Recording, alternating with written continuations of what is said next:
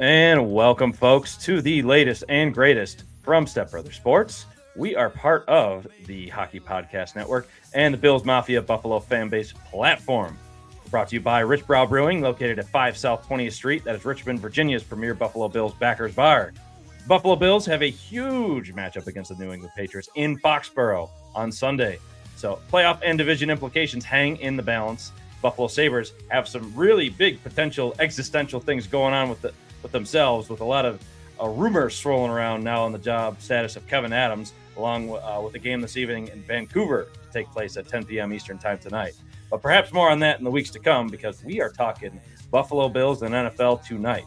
And again, our focus, like I said, will be on that. And we have an outstanding returning guest this evening. He is Bills Mafia's most amiable and elusive man. And don't even think about it, FBI. His weekly show, the Bruce Exclusive, is always a must-listen for those looking for a fresh and philosophical take on the Bills as a team with very relatable life stories. And he'll continue to give you those 3 F words of food, football, and fill in the blank. Please welcome back to the show, Bruce Nolan. Oh. I got to be honest. I have been introed a couple times in my day. I'm not sure I have been introed as effusively as I was just introed. I don't know if you got this script that you could send to me and I could make that like some sort of demand. You know how celebrities demand weird crap? Yeah. Right. Yeah. They're all like, oh, I want, just green M&Ms or whatever it is. Right. I'm going to say, listen, I'll be on your show, but you have to read this thing that the Step Brothers Sports Podcast made for me. Gentlemen, thank you so much for having me. I really appreciate it. Well, we're always glad to have you on, Bruce. And again, pleasure to have you back. We were talking off camera a little bit. The last time we had you on was right after the Super Bowl with the ass kicking the Eagles gave the Chiefs. So quite a bit.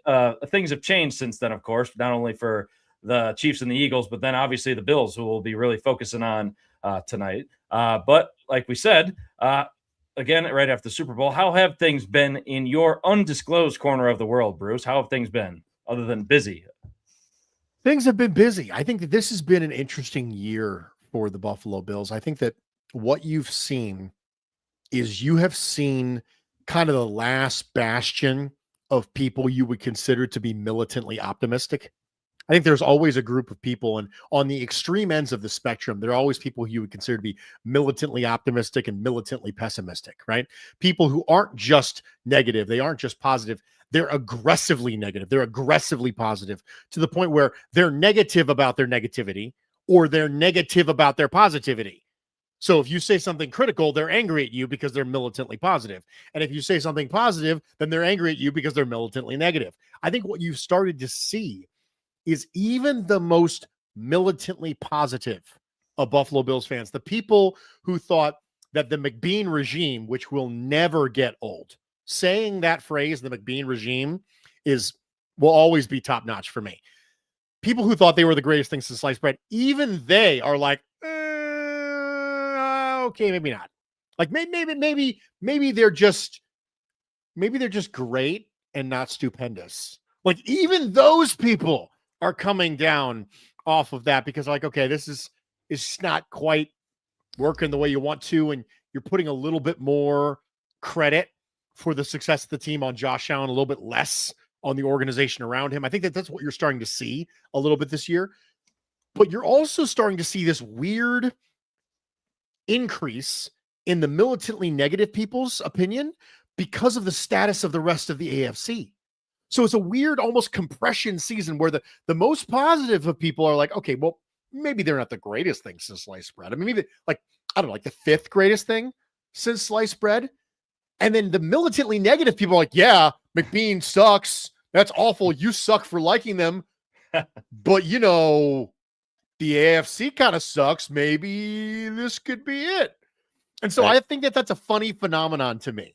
I think it's a funny phenomenon due to circumstances surrounding the AFC and the Buffalo Bills, and specifically, you're actually getting a little bit of compression in the fan base this cycle, which I think almost makes there be less dysfunction on social media, less dysfunction between people, because you're almost taking the highs and lowering them and taking the lows and hiring them. So I think that's kind of funny. That's a good way to put it. Yeah. I would also be remiss, Bruce, to not only just say like we're in a very weird place with the Bills this year, more so than ever in the last few. But I would be remiss to say I wanted to bring this up, and I know you brought this up on your show that came out today as well. That I really enjoyed your segment on your mixed messages and big moments pod last week about the soul dog. That I felt that really spoke to me, and obviously what you and your wife went through in your own experience when you were in your last days. With your pet at that time, not only heartbreaking but extremely relatable. But I really wanted to say I appreciate you sharing that story, because when I think about that, when that time will come, hopefully it won't be for a very, very, very, very long time with my own dog. Like I will absolutely be keeping all that kind of stuff in mind. I appreciate that, man. Thanks for sharing that. It was, I got some positive feedback on the pod. Those are always tough stories to tell, but one of the things that I always promised my listeners is that, listen, I don't pretend to be the best content creator out there. In fact, I'm pretty confident I'm not. In fact, I'm pretty sure I don't deserve to be a spot on the Mount Rushmore of Bill's content creators. I'm just the guy who likes to watch the statues on Mount Rushmore. But I always promised I'd be honest. And I always promised I'd try to be fair. And I try to be intellectually honest. And one of the things that I think makes the show work is that there are things that pop up where we need to feel them repackaged for them to really land. I think a lot of what makes sports commentary, because there's so much of it, what makes it white noise to people is that it's the same information packaged in the same way at all times. And so it's, well, the Bills are bad. Well, now I'm just going to say that same thing, but I'm just going to say it louder. And that's when you look at places like, ESPN and Sports Illustrated, or whatever it is, Fox Sports One, no matter what it is, whenever you complain about content being just noise and volume, it's because they don't have an ability to package information in a different way. And so it's just, I'm saying this team is bad. Well, I'm saying this team is bad, but louder. And now I'm saying this team is bad, but louder than you. Well, I'm saying this team is good, and now I'm yelling at you and you're yelling at me. And nobody values that. And so one of the things I promised when we started doing the show is I was going to make ridiculously insane metaphors, and you all were just going to forgive me for that. But I was going to do it because it lands. And it helps people absorb information in a different way when they see it through a different lens. And sometimes that means you have to be vulnerable with people. And sometimes that means you have to be wacky with people. And sometimes that means you have to make musicals with people. And sometimes that means you have to be kooky with people. But one way or another, it will land. And so I'm really glad I got some positive feedback on that show last week. It was an uncomfortable conversation to have, but I thought it was important. And I thought, I have people tell me, and one of the greatest compliments you can give is not really you told me something new, because let's be completely candid right here. We're content creators, you and me, okay? We don't have information that other people don't have. So why are they going to listen? Like, why? They're not going to listen to me and get information that they could not go out and achieve, right? Go out, coach some football, right? Read some books, learn up on football, pay the money to get the subscription for the data that you need, like do the things you need to do. And you could be just like me. I'm not special. I don't have information that you don't have, right? The reason you listen to me is there's a specific communication style, right? And it's entertainment, and it's not informative because you already know these things, right? You can easily go find them out. You could Google 99% of the stuff that's on my show. You could Google and get, right? But it's not going to be packaged this way. And it's not necessarily going to land this way. And I think it's one of the cool things about content creation for us is that we can be challenged with that every week. We can say things like, listen, I know that you know this stuff, but you come listen to me so you can be entertained. You come listen to me so it can be packaged in a way that is relatable and digestible for you. And I just think that's really cool. So thank you for saying that. I'm sorry I rambled already 2 times. Hardly a ramble. Love it. We love it.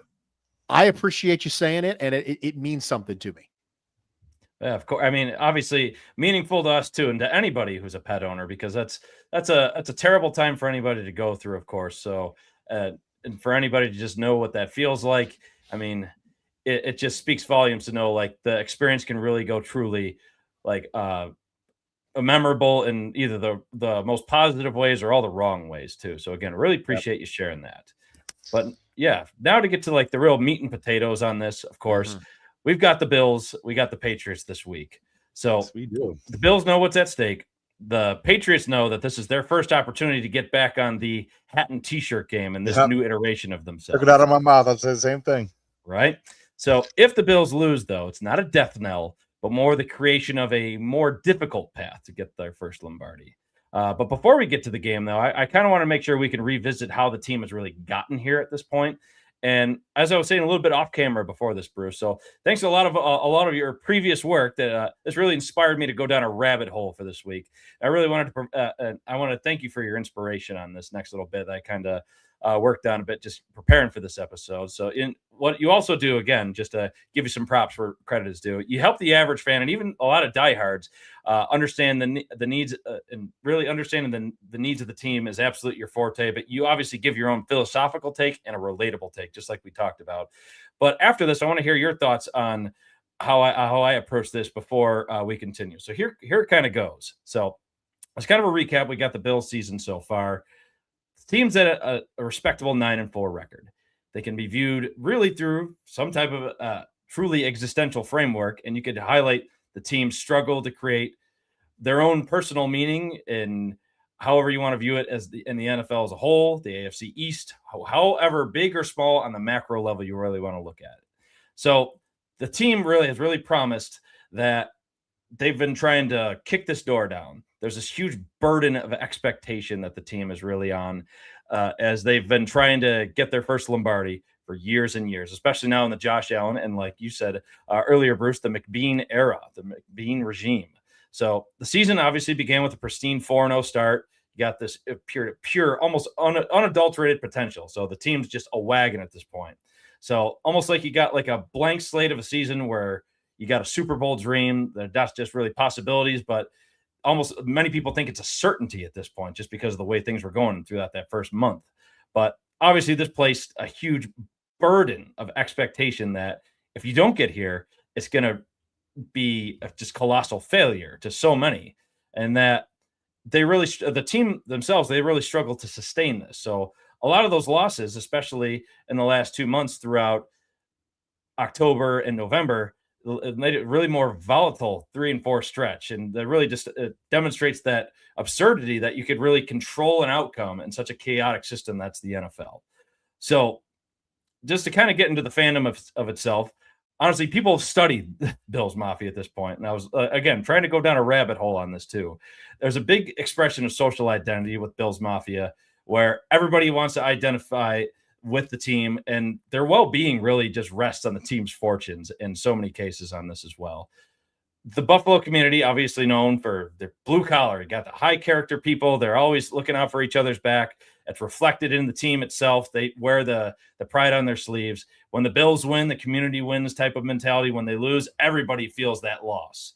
And the season's trajectory, therefore, has been really like a big test of everybody's resilience. And even the years prior to that, too, with all these huge playoff losses that have come in as the team has experienced, whether it's the Chiefs or the Bengals in the last few years, or just even just regular season bump of the road. Or you could even talk about the Damar Hamlin tragedy, or near tragedy rather, that happened.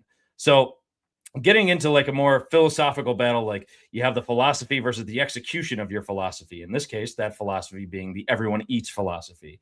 So a lot of people really wanted to be critical of the everyone eats mantra at this point throughout the year, because the Brandon Beane quote, talk about the wide receiver room, and yet the attention on that has been really multiplied, and the execution of that has not exactly met expectations, because whether it's inexperienced players, immature players, injuries, that creates the challenge in and of itself.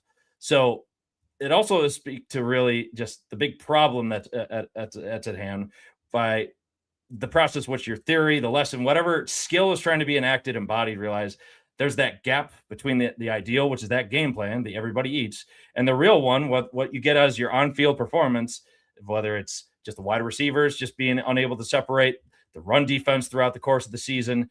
Just that really highlights the tension that I've found with this. But now looking at the present moment, again, I apologize for the ramble on here. the remainder of the season could be really approached one game at a time. And I know that's a mantra Sean McDermott and all the players on the team really like to follow as well. But and they're also trying to avoid that draining nature of like killer mode all the time. So as players, just trying to find that calm and before harnessing energy for like that next moment of action. This next game against the Patriots is obviously that next immediate challenge, and their focus should all be met on that. And obviously not the Super Bowl right away, because they still have to just go get there piece by piece.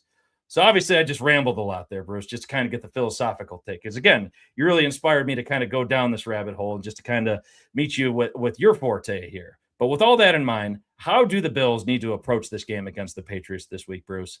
And obviously for the remainder of the season going forward. And then furthermore, if the team does meet like a really untimely end in January, or God forbid, even sooner, if they don't make it at all, it'd be tragic. How drastic do you believe a systemic change in philosophy will be needed? I think the Buffalo Bills need to approach this game as if it is another test to their passing attack and another pressure point on, do you have the answers to beat top tier secondaries? So one of the things that coaching staff fans said after the first New England Patriots game was, well, probably not going to play a corner tandem quite like that. And then you played the Texans and your passing game put up a colossal 0. And I don't think you need to play a corner tandem like that, and that being New England, in order for that to be a test for your passing game. And I think this is another test for your passing game, because let's be honest, the Bengals are not a strong test for your passing game. So I'm glad that the passing game was able to get something going last week. What I'm interested in is, can you continue to funnel the passing game through the tight ends? Because I think we saw Dawson Knox have his best game of the year against the Bengals. But to be fair, the Bengals linebackers are not good. Well, the Patriots linebackers aren't stellar. It's not like they have high-level linebacker play all over the field. And if you have Dalton Kincaid back, which you do, and if he came out of the game healthy, which allegedly he did, and if you know that maybe you're not in the spot where you're giving Keon Coleman a huge chunk of percentage of snaps anymore, the way you were the last time you played the New England Patriots, maybe you could have a better run. I mean, people talk about second divisional games all the time as being a huge pointer toward your coaching staff. Who performs better in the second divisional game? If the Bills come out and look a lot better in the passing game than they did the first time, and a lot better than they have historically, I think that's a huge wheels up for Joe Brady, who has been in battle for rightful reasons this year. But if they come out and they look a lot better than they did the first time, and a lot better than they did against the Texans, and a lot better than they did, I mean, yeah, okay, I'm interested, because I think this is the way they should approach it. They should approach it like, hey, this is the caliber of team we're going to face in the playoffs. And our fan base right now is going, well, I mean, the AFC is looking pretty weak. Yeah, but are you weak? It doesn't matter how weak the AFC is if you're weaker, because that's what you're going to be playing. So I think you need to approach it as if this is the caliber of team you're going to play in the playoffs. And how do you stack up against a playoff caliber team when your passing game is in question? I think that's the big story this week is, can you get the passing game going against a team that's not Cincinnati? So very much agree on that, of course, yep. Bruce, because Cincinnati's defense, again, like you pointed out, they've been last in the league in so many different metrics, of course. Right. They got to score 40 to win games. Right. Like we do too sometimes, honestly. But I mean, a lot of people also criticize the fact that New England's schedule, who have they beaten?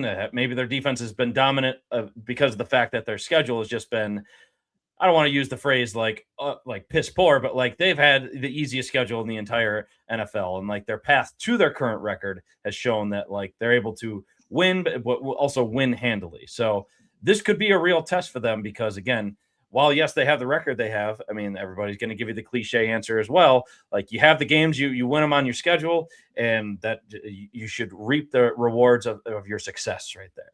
So I could not agree more with just being able to take on the Patriots this week, because yes, if the Bills lose, like I said earlier, it's not going to be the worst thing, because they'll still have a path to the playoffs as a wild card.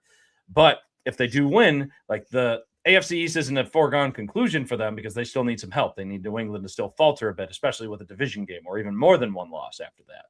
So the Patriots, they pose an interesting challenge, because obviously you got the huge narrative with Drake May right now. Is he going to be a perennial MVP contender, similar to how Allen has really just surged himself throughout these last 5 or 6 years at this point? And are the weapons that New England has on offense, with Stephon Diggs, Kayshon Boutte, and Demario Douglas, their 2 tight ends, I mean, are they elevated because of May, or is it just a combination of, like, this is just a really strong team? So I'm very curious. I know the odds say it's going to be a neck and neck game, but it just poses such an interesting challenge.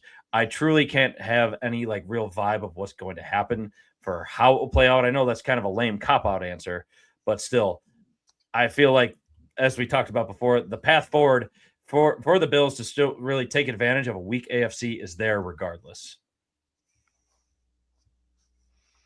I have nothing further to offer aside from you perfectly encapsulating what you should approach this game as.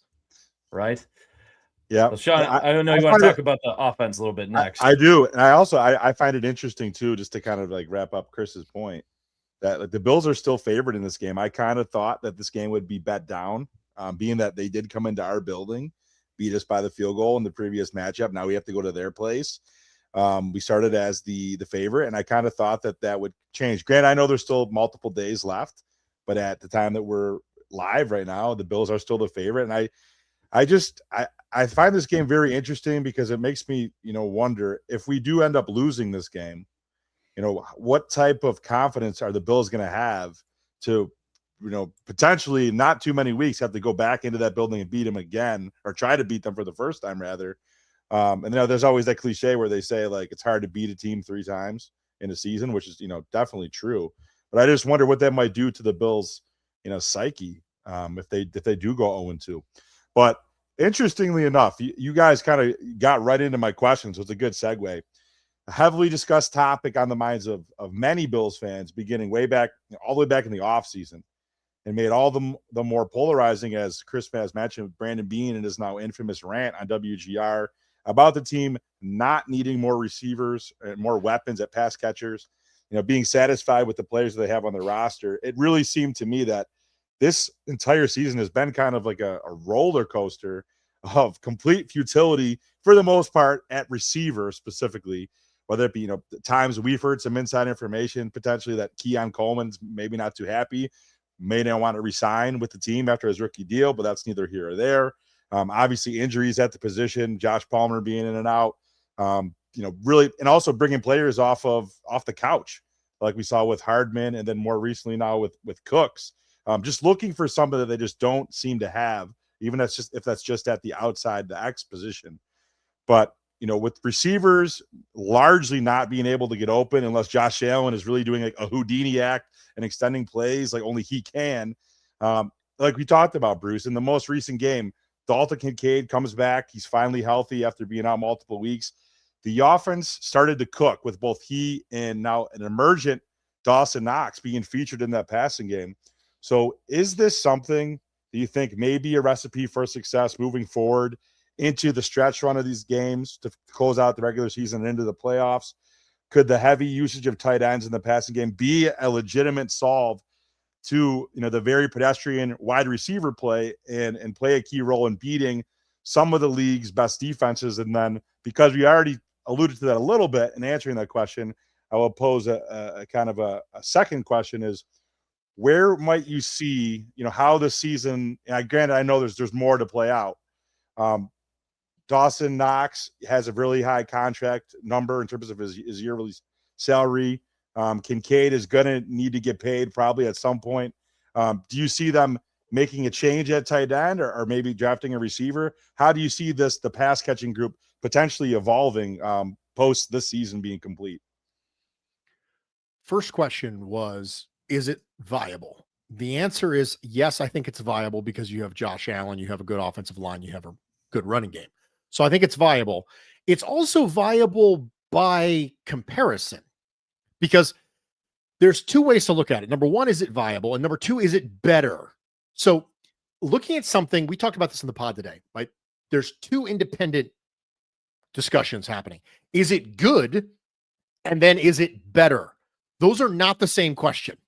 So I could answer, is it good or is it optimal? And the answer is going to be no. Having Dawson Knox be a meaningful part of your passing game is not optimal. How do I know this? Because the best Bills offenses that pass the ball didn't have Dawson Knox as a significant heavy part of the passing offense. But is it better than throwing to a covered Keon Coleman on third and short on a fade route? Probably. So yes, I understand that it might not be good, but you're signing 32-year-old Brandon Cooks. You're bringing up Gabe Davis from the practice squad, ladies and gentlemen. We are absolutely bottom of the barrel right now when it comes to passing weapons. And we're looking around going, I don't know, Bruce, can you catch? No, I couldn't. That's why I was a defensive back, is because I couldn't catch. And also I'm old and would tear every ligament in my body the second I took a snap. So that's not going to happen. So Gabe Davis is better right now than Keon Coleman is. So what do? You put Gabe Davis on the field, because I'm not saying he's great. I'm saying he's better than Keon Coleman, right? And so now you think, okay, just constantly try to get better. It's a little bit like churning the bottom of your roster, okay? You have a bottom of the roster player and you go, okay, I like this player, but that player over there is a little bit better. I'm not saying he's a starter. I'm saying he's better than the guy I've got. So what I'm going to do, I'm going to churn the bottom of my roster. It's the same thing. The problem is the Bills are just churning these pieces of their passing attack. We're not trying to get great at this point from a passing weapon standpoint. There's nothing the Buffalo Bills can do at this spot to get great with passing personnel weapons this part of the season. That's not going to happen. But we could get better. So better should be the goal. Better should be where we're at. So that's the first question. Is it viable? Yes, I think it's viable, but more importantly, it's better. The second question was, what does the offseason look like as far as the passing attack, the passing weapons? I would not be shocked if the Bills had a conversation with Dawson Knox's agent at the combine and said, listen, go out there and just, we'll let you figure out what the market's going to be, because we want you back, but not at that number. So we like you. Josh Allen likes you. We value you. They speak highly of him. I don't feel good at that. If somebody out there is going to offer you $10 million a year, like, go, God bless. We love you. We appreciate the contributions. Go that. But if that's not the case, then let's talk about something that's like, $4 million a year. And let's see if we can do something, because I do think they like him and I do think they want him back. Do I think the Bills are going to draft a receiver? Maybe, maybe not, but I can almost guarantee they're going to acquire one at some point, free agency or draft, because Brandon Beane, he stuck his neck too far out, where he went on WGR and he said that bleeping about wide receivers is the dumbest thing he's ever heard. And then all of a sudden the wide receivers lay an egg and he's, bringing up Brandon Cooks in the middle of the season and putting on getting snaps. Like you can't do that and then have that happen and then not do anything. Like, the foot is officially in your mouth at this point. You got to do something. So I would anticipate there be something there. I do think that because of Dalton Kincaid's injuries, I would be shocked if they re-signed him this offseason to an extension. I think they'd let that one play out and say, let's see you get through a healthy season first. Completely agree on that. And even just like seeing how he would do even through a fifth-year option as well. To kind of further back up that Dawson Knox point you were making, the fact that he is as loved as he is, like, he's seen as like that proverbial glue guy. And is it a stretch to say like he'd be an easy shoe-in to do a contract restructure? Maybe, but again, like, obviously the money talks. I mean, you could also see him potentially trying to go back closer to his family, because Tennessee is, like, as bad as they are, they might want a Dawson Knox in their locker room to kind of be a leader, to kind of help a younger quarterback. I mean, he's not even that old either. Like, he's still like prime age for the most part. Right. He's not an old guy. and you could do a whole lot worse than having Dawson Knox as like one of your starting tight ends. Granted, he is more of a blocking tight end as he's been seeing these last few years, but still, I could see Dawson Knox being willing to restructure. But again, it's not a guarantee because at the end of the day, that almighty dollar and that salary cap will speak true in and of itself. But kind of get into the comments real quick. So, yep, thanks for tuning in, Brandon. Go Bills. Steve, so this one's for you, Bruce. I love Steve's comment. Bruce's show is one that I never have the urge to want to respond in the comments section. I just love to listen, learn, and absorb what he has to say. We could not agree more to that, Steve. Yeah. So, and also hello to our Texas fam as always. Thanks for tuning in. Steve, very clearly the most talented and handsome of all the commenters, obviously. Yes, absolutely. Steve, your check is in the mail, my man. All right, but sticking with the offense here, Bruce. So, talking with the running game now and James Cook. So, given how central Cook has been and the rest of the Bills running back rotation with Ty Johnson and Ray Davis, of course, and you could even include Reggie Gilliam in that because he's played a part as well. And how successful that running back room has been. Do you think that level of production is truly sustainable once the team gets into the playoffs? And more specifically, if some of these postseason opponents that the Bills are going to face, they start to consistently stack the box and selling out to take away the run game, and they're really just daring the Bills to win through the air, does the team have enough of a counterpunch built into the scheme, especially now that they've kind of reworked how their wide receiver room essentially looks, to keep the backfield a legitimate weapon? Or does the offense really risk becoming too one-dimensional as it's kind of reared its ugly head in some of their losses this year and really just buckle under that kind of pressure? Stacking the boxes, ironically enough, this is tied into the conversation we previously just had about the passing game and tight ends. And that one of the best things you can do to combat stack boxes is actually, okay, let's think about it this way. I know that football is complicated. It's a really complicated team sport, but I want you to think about it. I want you to think about it like you're throwing the ball where the people aren't. Let's just think about it in that way. Okay. So if you have single high, you're going to throw the ball outside and to the corners, right? If you have middle of the field open, you're going to throw the ball down the middle, right? Like, I know that it's just, please, I know it's overly simplistic, but when I was teaching elementary school kids this is where we were talking about. So like, just go with me on this. One of the ways you can do that is by having tight ends run corner routes, right? Dalton Kincaid and Dawson Knox run good corner routes, right? So I do think that there is a passing game advantage to having teams play single high and stack the box.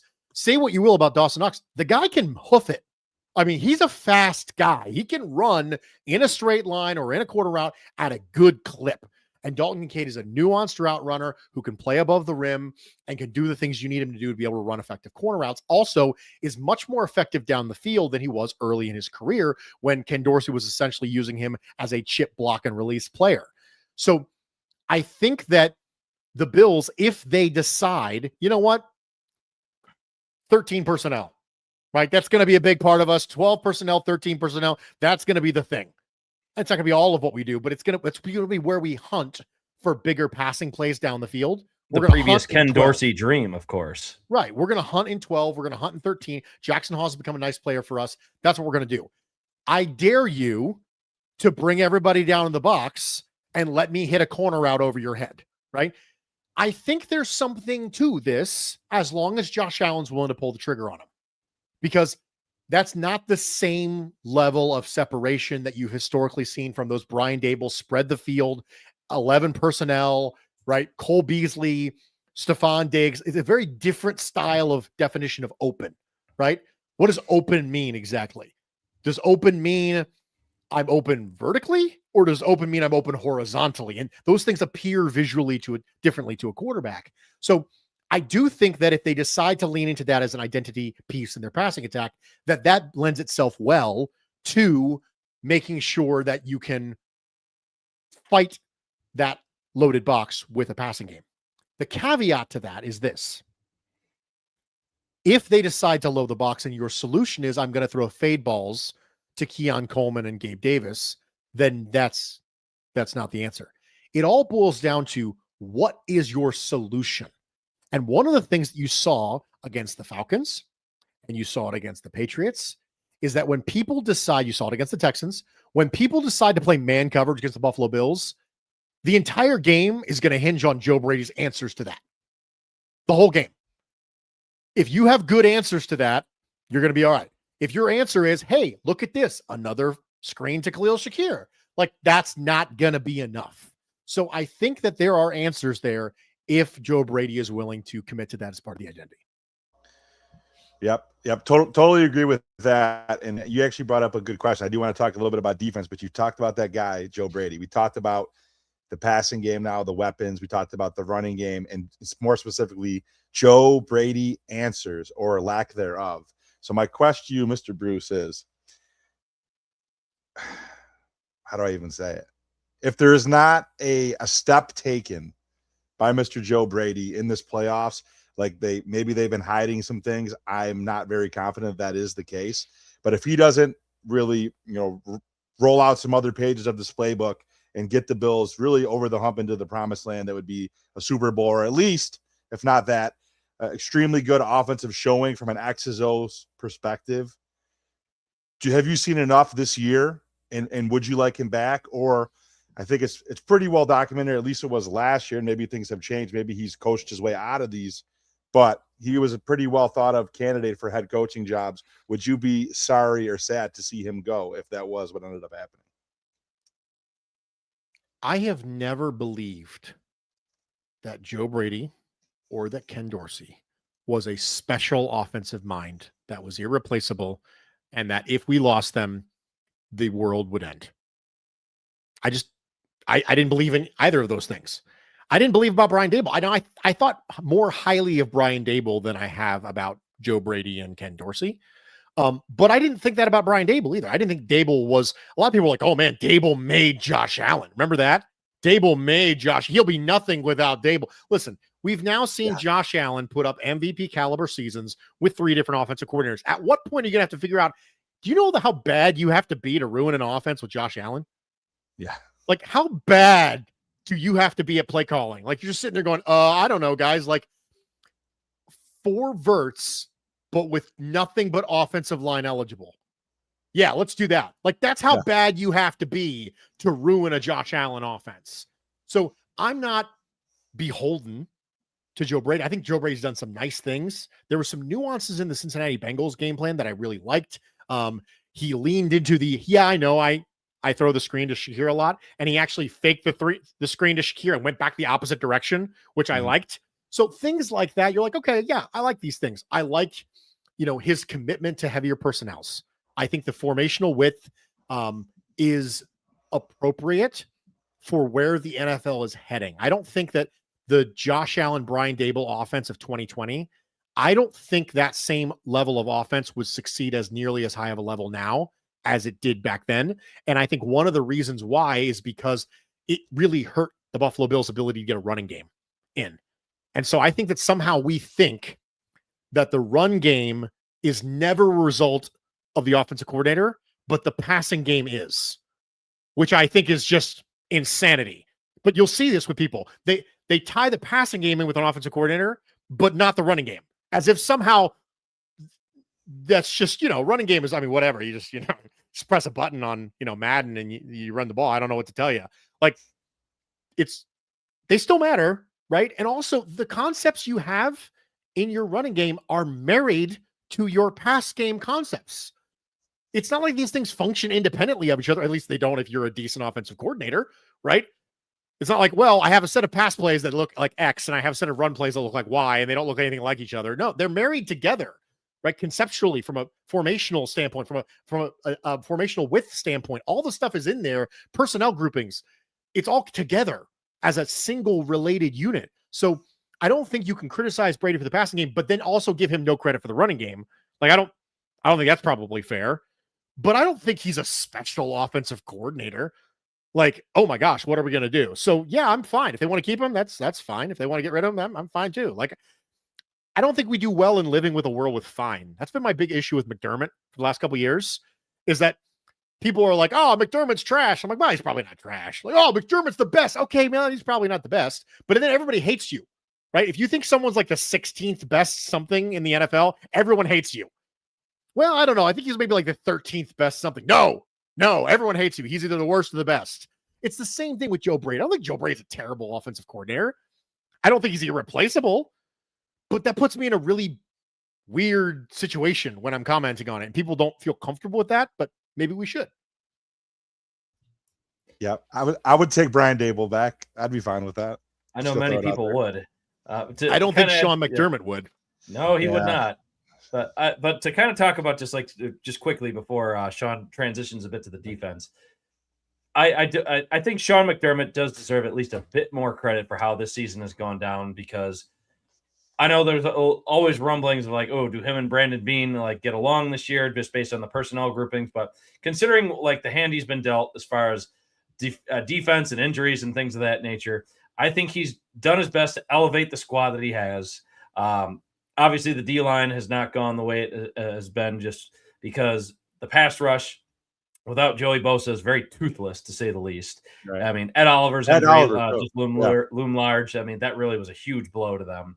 But I will say, like, as has always been his strength, he's really elevated the pass defense, which is still pretty outstanding. I mean, Christian Benford, I mean, let's hope that toe injury. Number one in the league somehow again. Right? That toe injury of his doesn't exactly be too impactful going to the game this weekend and further on. But still, Maxwell Harrison's still showing to be having a lot of promise in this rookie season. Trey White quietly having a really strong last month and change in the pass defense. Cole Bishop, what many were hoping to be true, him taking the next step is really starting to come to fruition there. And then also Jordan Poyer being that steady and present. So I want to give credit to McDermott there, just because, again, while he might not be like top tier upper echelon in many people's eyes, like I do think, like, again, he most definitely has his critics. He has people coming out fire and brimstone and pitchforks for him. I'll probably still on a weekly basis, even for just some of the more mundane things he does. But people criticized him for being conservative in the past. I mean, a lot of the stuff that came out from the Tyler Dunn article a couple of years ago already, I mean, that really maybe helped evolve him so that he has become more aggressive. He's not just going to maybe kick that maybe easy 3 points and a field goal. He'll go for fourth down plays like he showed this past week against Cincinnati, and hopefully going forward too. Yeah, he knows how to coach a secondary, that's for sure. He's elite at that. You know, he might not be like the top coach that's going to, give you wins and losses, like where his coaching is affecting things like that. But he knows how to coach the secondary up quite a bit. He's always done that throughout his tenure. And the other thing is, for my money, and if you guys want to comment on this, feel free. Or if not, I'll get into the defense. But in the hierarchy of the coaching for this season, looking at the coordinators, Brandon Beane and Sean McDermott, I have Sean McDermott safe as the most safe out of everybody whose head could be on a chopping block this year. And not always the case. So completely. Yeah, agree. I'm glad we transitioned to the defense. I know Bruce is a defensive guy, so have to ask Bruce. I got to ask you about a couple guys. But really, Shaq Thompson, the guy has stepped in. He's played at such a high level, essentially becoming the on-field quarterback, wearing the green dot, as of late for the defense, despite really originally he was expected to serve more as a depth piece in this year and in this stage of his career, a late signing. So how would you, Bruce, interpret him, and also for that matter, Jordan Poyer's, which Chris just alluded to, their impact on the unit's overall performance, obviously improving now in the stretch run, still number one pass defense somehow. It seems like they've been terrible all year, but the pass defense is solid. Do you think Shaq's and then also Jordan's leadership and their play recognition have elevated the defense beyond what was anticipated? And is the resurgence for the defense something that the Bills can realistically depend on, as they will absolutely, in my opinion, need to generate both defensive stops and continue to have those takeaways to survive and advance, as an old famous basketball coach used to say, in the single elimination tournament that is the NFL playoffs? The last few games that the Buffalo Bills have played, they have played against a backup quarterback, a geriatric quarterback in Aaron Rodgers. Then they played against Joe Burrow in the snow and got lit up like a Christmas tree. So, I'll get back to you after the New England Patriots game. How's that sound? Because I don't think that we're in really a position to say the defense has been elevated at all based on what we've seen over the last couple of weeks, because we don't really have a good standard in which to go up against. I mean, it was Arthur Smith and Aaron Rodgers, man.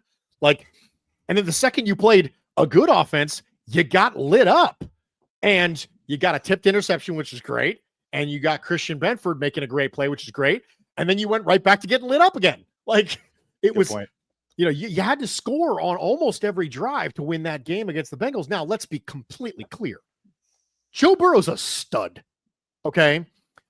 He's such a classically traditional quarterback. And I mean that in the absolute highest praise, because people who just love to watch Dan Marino throw the ball around love Joe Burrow, right? Joe Burrow operates an offense at such an incredibly high level that he can do what Josh Allen can do, in the sense that he can make any offensive coordinator look good, but a very completely different way.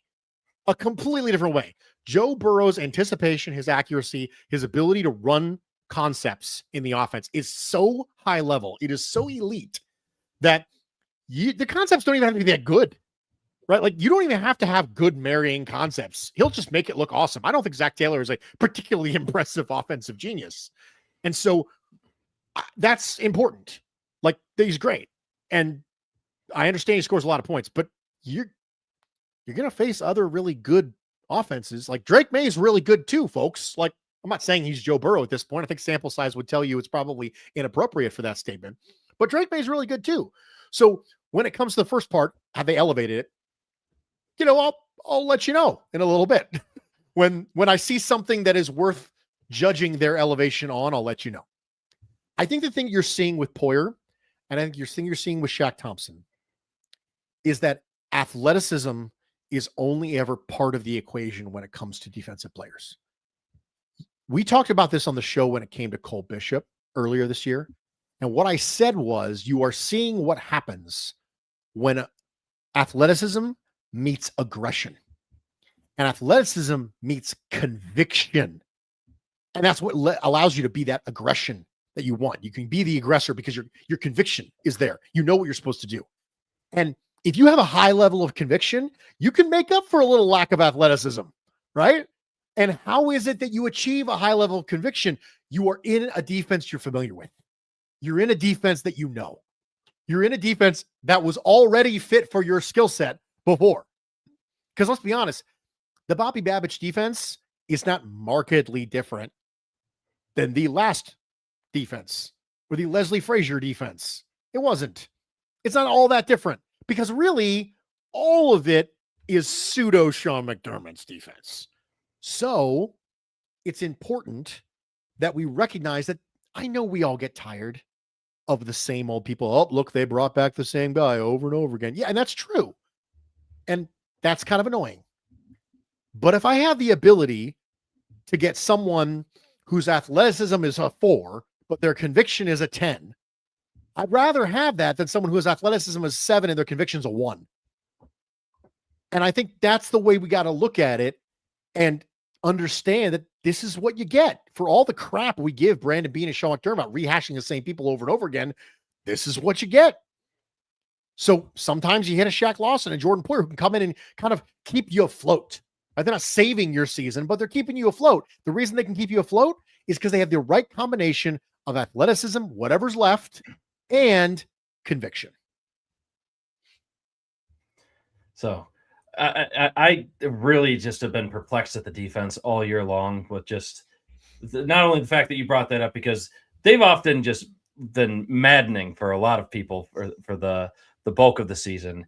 And I'm glad Shaq Thompson and Jordan Poyer are back, or not. Well, Shaq Thompson being his first time, but I'm glad someone like Jordan Poyer is back in the fold, because it allows just like a steadying presence for especially some of the younger players.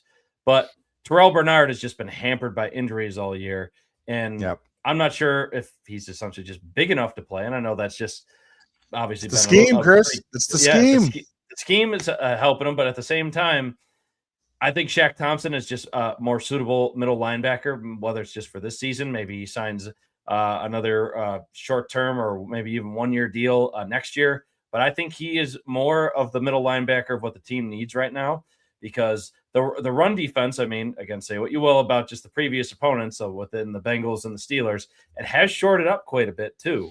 So I'm not ready to say, like you were saying, Bruce, that they are markedly better per se, but I do think they are playing with it. I mean, if you're just going for the vibes, they're playing with a bit more juice. I know they're still probably living and dying by the turnovers more so, but I do think just as a collective unit, it feels like, yes, they're going to give up some points, but you can count on them eventually, whether it's a second half adjustment, which they've been shown to have a great propensity to do these last few weeks. They're able to eventually make the plays, maybe after getting beat up a few times. Sure.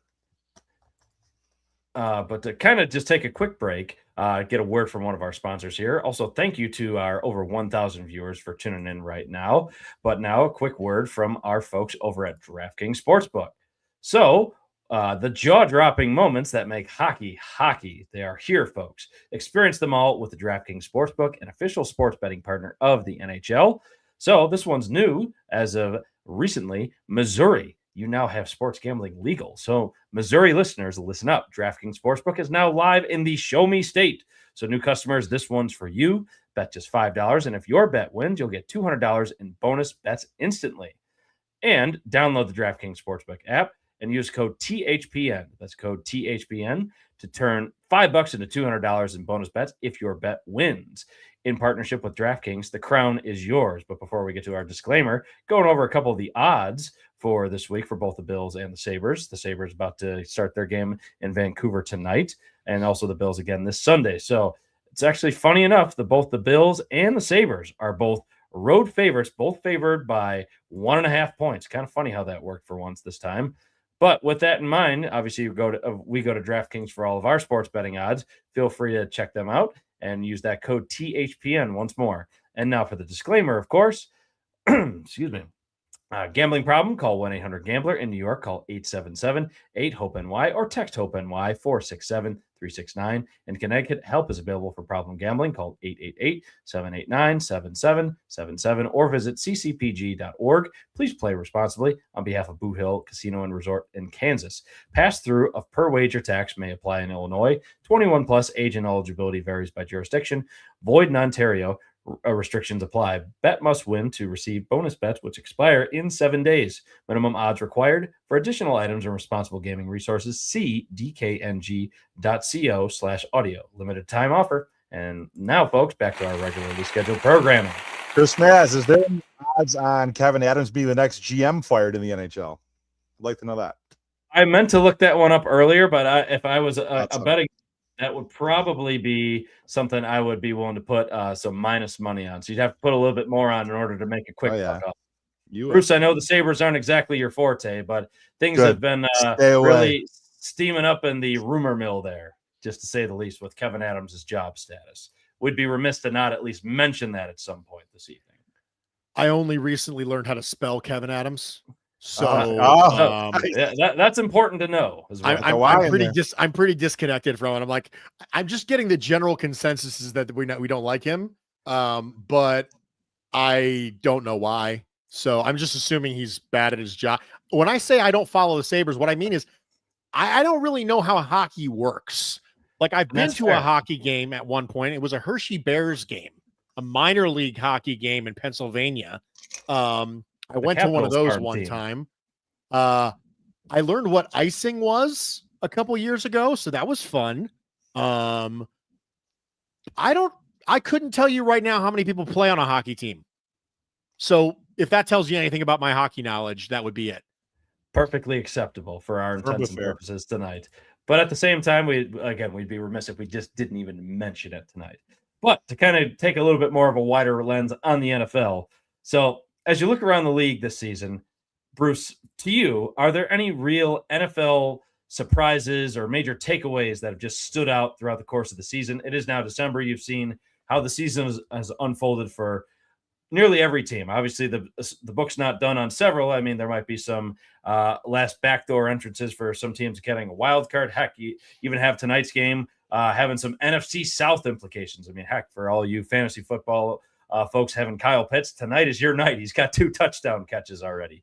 But still, just kind of getting back to that. Has there been a specific team that's been really emerging in your eyes, or a player or unit that's really reshaped the league narrative? We've just been really curious what's caught your attention from a really broader league-wide perspective, Bruce. First off, I'm doing the salute, major takeaways, but also I'm going to take this in a little bit of a different direction. I'm going to say my biggest surprise is that there is a bottom limit to how much Kevin O'Connell can get out of a quarterback. I think one of the things that we took away from last year was, well, he did it for Kirk Cousins. He did it for Sam Darnold. Surely JJ McCarthy's going to be at least passable, right? Well, no, actually. JJ McCarthy has been historically bad. Like one of the worst starting quarterbacks in recent memory through his first few games. And the idea that there is a floor that is much lower than perhaps was initially perceived for a Kevin O'Connell-led passing offense, I think that has done a little bit of that has done, I won't say damage to Kevin O'Connell's reputation. That's too strong, too dramatic of a term. But I think that has changed perceptions of Kevin O'Connell and the Minnesota Vikings organization because of what you've seen from JJ McCarthy, because you put in Max Brosmer and he looked horrendous. I mean, it was Nathan Peterman style game from Brosmer. And that was a rough watch. You think to yourself, how did the Vikings mismanage the most important position in sports? Like, the reason they let Sam Darnold go is because they had seen JJ McCarthy and they knew he was going to be good, right? Wrong. And so I think that they didn't bring in any meaningful, like they really just put all the eggs in JJ McCarthy's basket. We all just assumed that they must know he's good, right?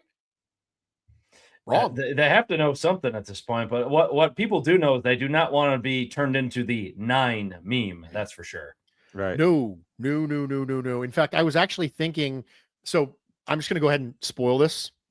The next time JJ McCarthy airballs something, I'm going to make a Deep Space Nine reference on social media. And I just want you guys to know, to be prepared for it. And if someone else does it first, you know that they stole the idea from me. Hey, well, there you go. Bruce giving some Star Trek right there for you. They have managed to make Justin Jefferson and some of those other good weapons they have look very pedestrian. I think that's hard to do. Justin Jefferson's hella good, man. Made Justin Jefferson getting talks of being in the trade bill or trade rumor mill that's coming off season. So just based on maybe the Bills could trade for him. That would complete the Diggs trade, right? That'd be just crazy how that would play out if it actually happened. I mean, that would be a colossal amount on the salary cap, because I believe he's the 30+ million on the salary cap, if I'm not mistaken. I believe you're right. He's up there. Yeah. But that's an interesting take, especially on the Vikings. I mean, many thought like the NFC North. I mean, it obviously still is, with the exception of being the Vikings. Like the Bears, the Lions, and the Packers have made that still one of the more challenging divisions in the NFL.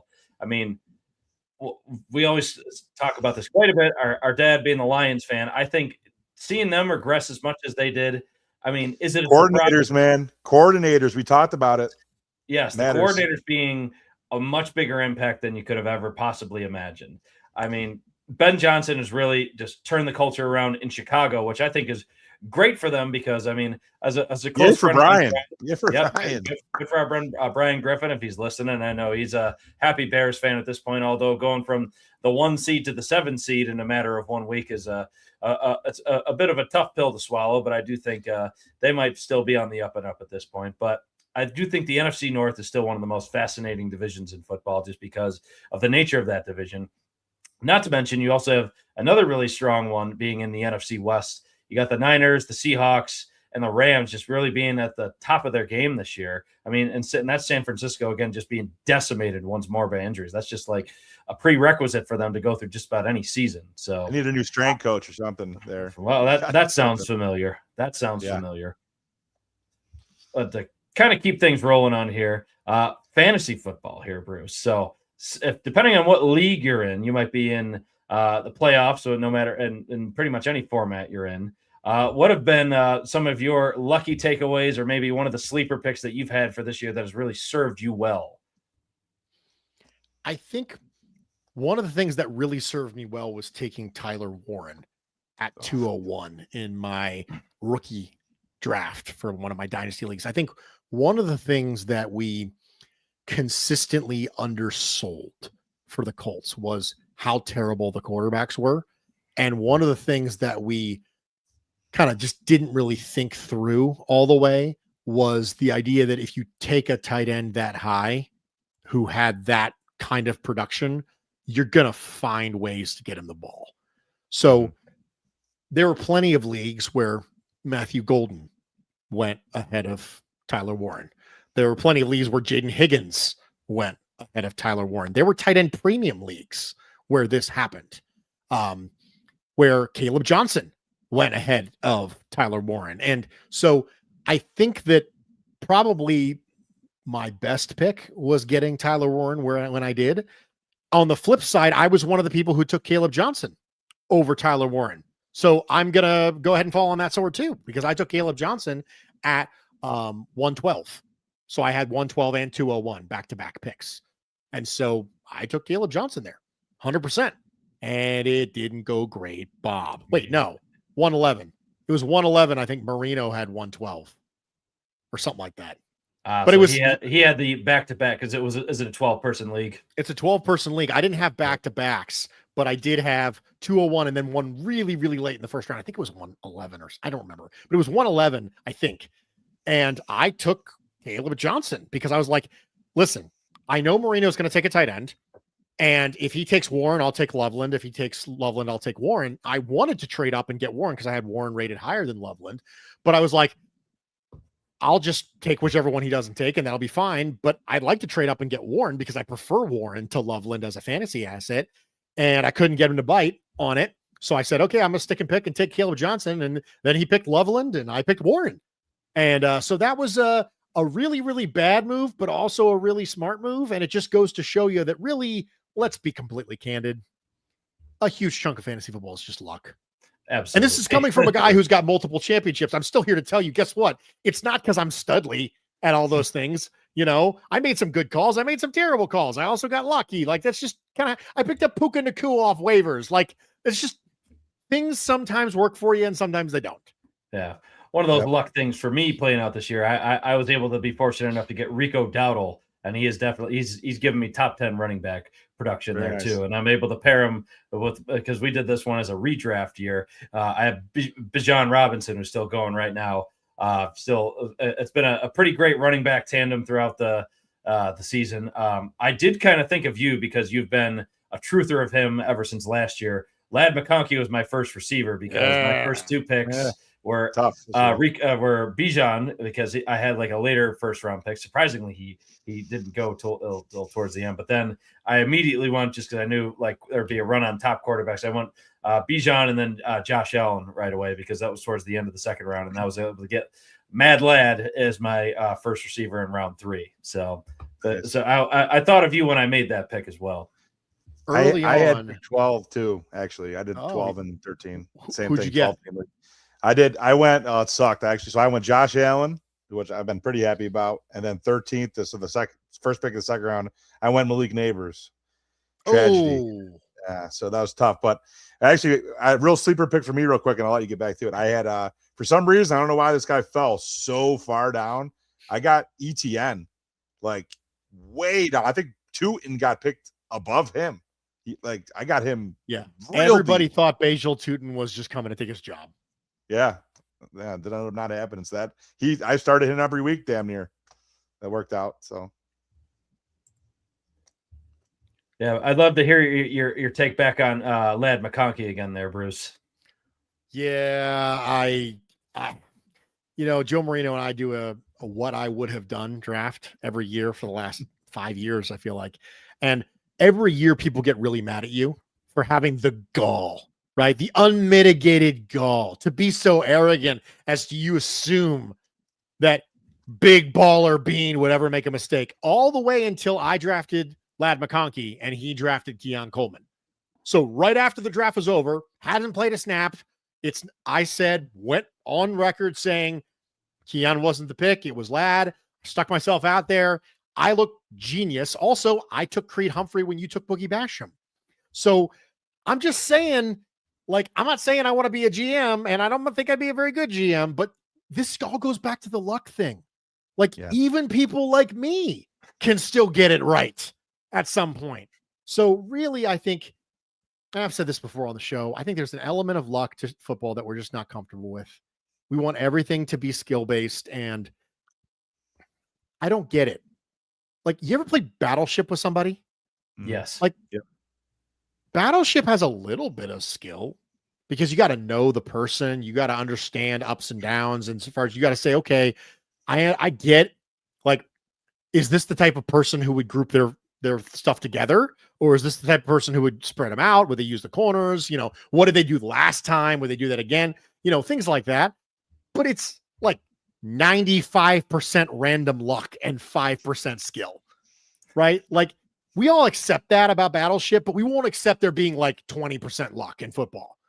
Like, we're just not willing to, because that would eliminate our ability to yell and scream about firing people. And we don't want to do that. So it's very true. Yeah, absolutely.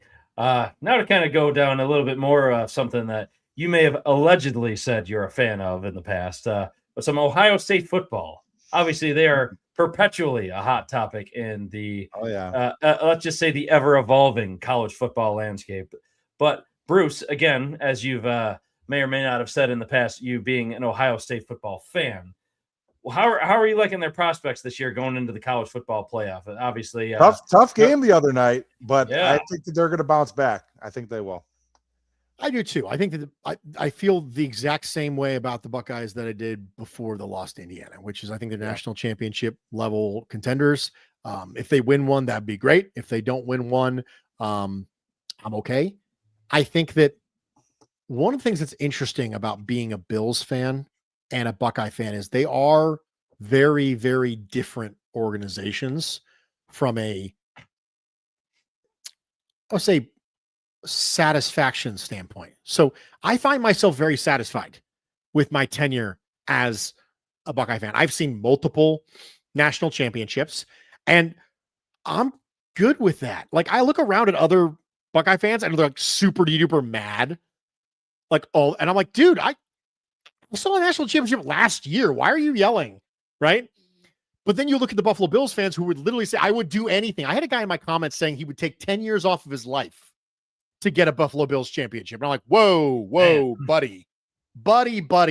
Like, I think, to be honest, that's a great talking point. Like, how much time would you be willing to take off your life for a Buffalo Bills championship? Like, just start going, like, 1 minute, 10 minutes, an hour, 2 hours, a day, 5 days, a year. Like, where is the line, right? For many people.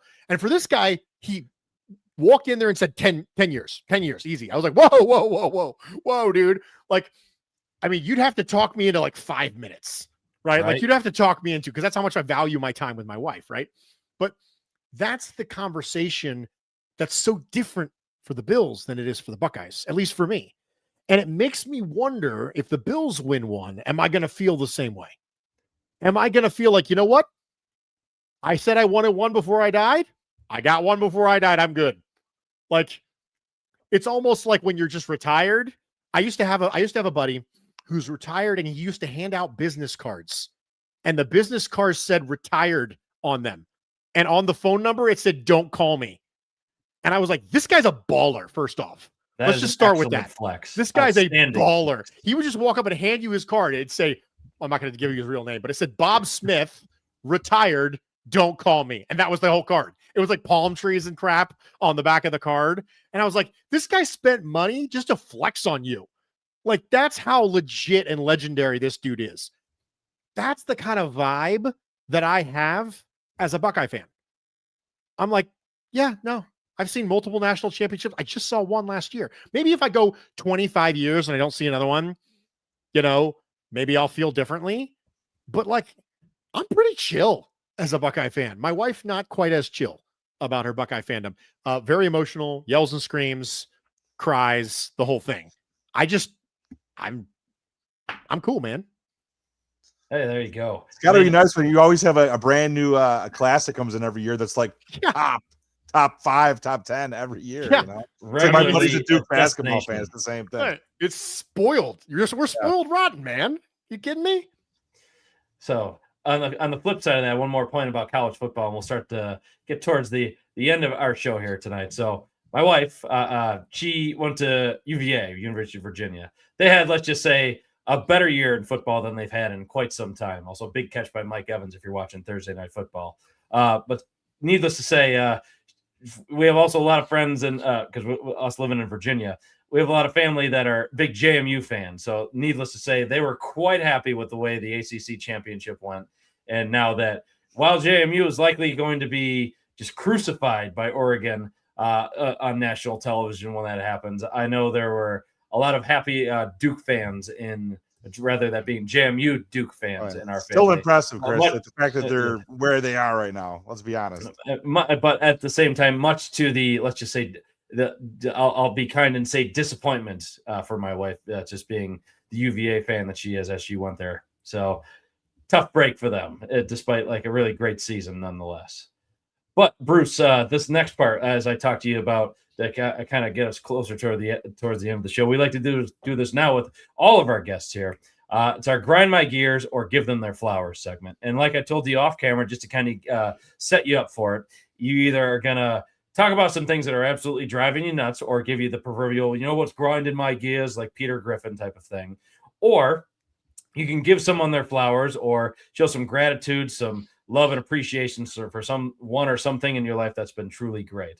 So to start things off, I'll do one thing that I can say is like mildly grinding my gears, just because, again, it's not so much a thing where you could like be like truly like just angry about, but it's just the fact that everybody can have their own take on the holiday season. Christmas, Thanksgiving, New Year's, all of them kind of compiled in one. Or if you're somebody who celebrates Hanukkah, all the above, just getting everybody included on that.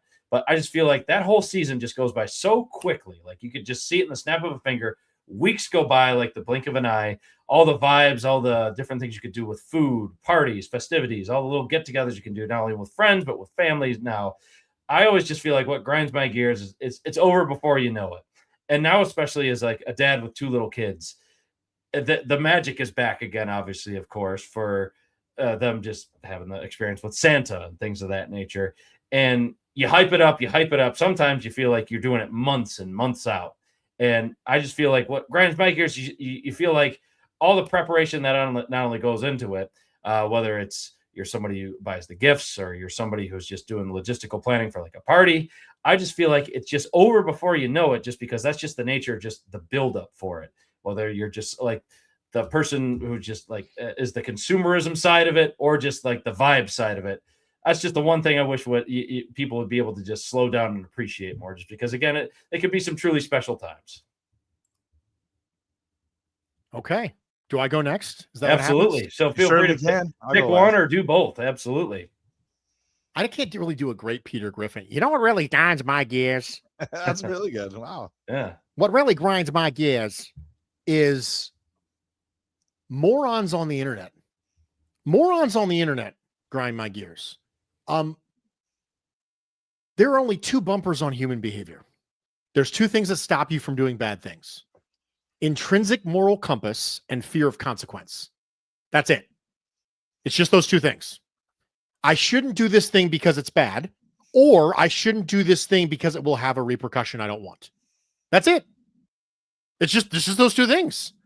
And what you have when you give anonymity to morons on the internet is they have removed both those things, right? They don't have any inherent moral compass and they don't have to fear any consequence. So they just say or do whatever they want, right?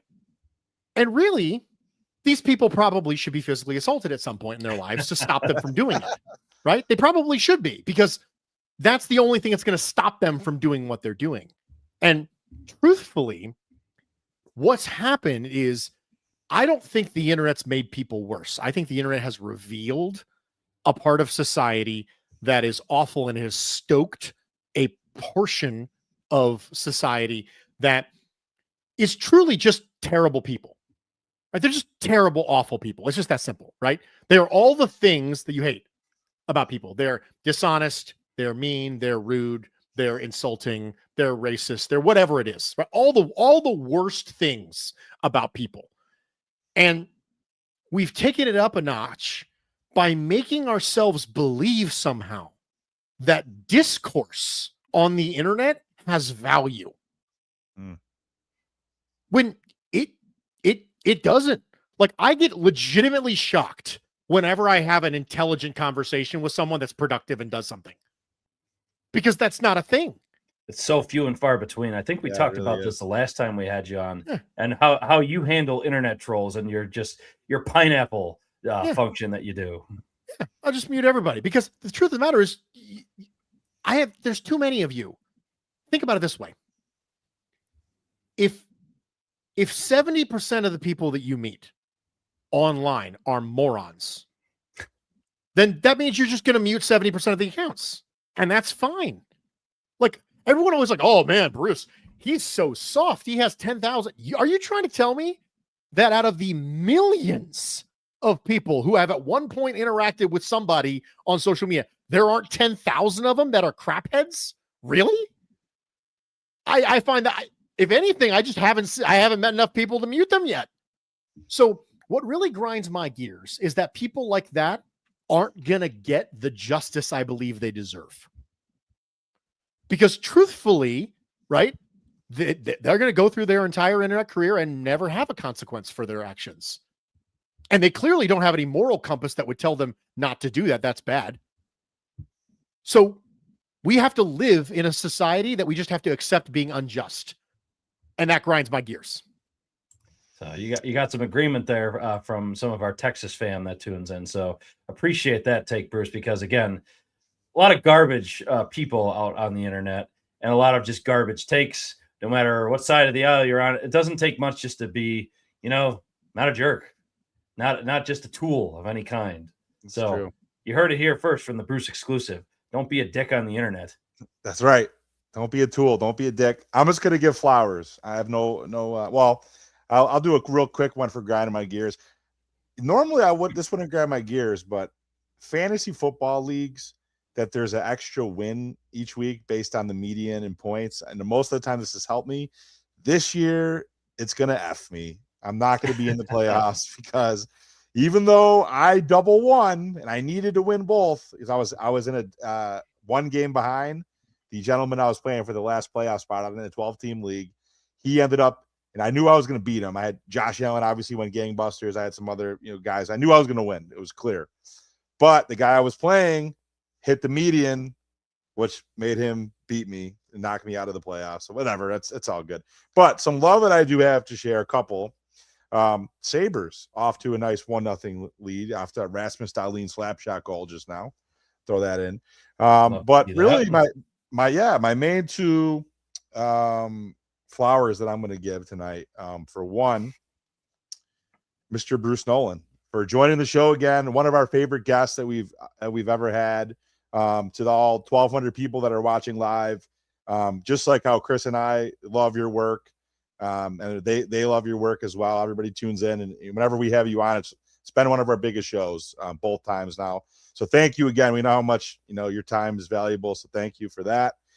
And also, I just wanted to give a quick shout out and flowers to our Chris and our parents, who are now recently retired, and they're starting to kind of do their traveling thing when they're not, visiting their kids and coming to take care of their grandkids now in Richmond or their grandkids in Buffalo.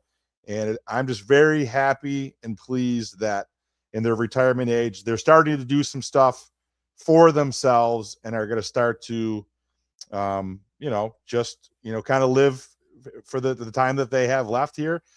Do what they want to do with their time. It's great to help out the family, but I'm excited for them to start really living their life in that retirement type of phase, like Bruce's buddy with the card. Maybe we need to buy them a card that says that they're done working. Shout out to them, man. Yeah, so could not agree more with that take there, Sean. So Mima and Pa, if you're listening, so that one's for you there. They are. I'm sure they are. Yeah. So once again, Bruce, thank you so much for your time. As always, this was an absolute pleasure. Give yourself a plug for the listeners. Tell us where they can find you and where they can listen to your amazing work. If for some reason you listened to this and said, that guy, definitely want to hear more of that guy, then you can. I mean, I wouldn't strongly recommend it. I'm sure I'm willing to go that far, but okay. The Bruce exclusive is available wherever you get your podcasts. It drops every Thursday. And you can find me on socials at Bruce Exclusive, though. Let's be completely candid. If you're a jerk, I'll just mute you, and it really won't matter that you're following me. So that's a plug if ever I've heard one. There you go. Heard it here first. Again, once again, to all of us folks all tuning in, and nearly 1,200 of you, we thank you for tuning in. We are very likely going to be taking a little break for these upcoming holidays that are headed our way, like we talked about already. But again, hey, you might be hearing us next time. The Bills might be in contention to maybe steal away the AFC East. The Buffalo Sabres might have a totally different general manager. You never know. But we shall see on the next Step Brother Sports. Thank you all for tuning in.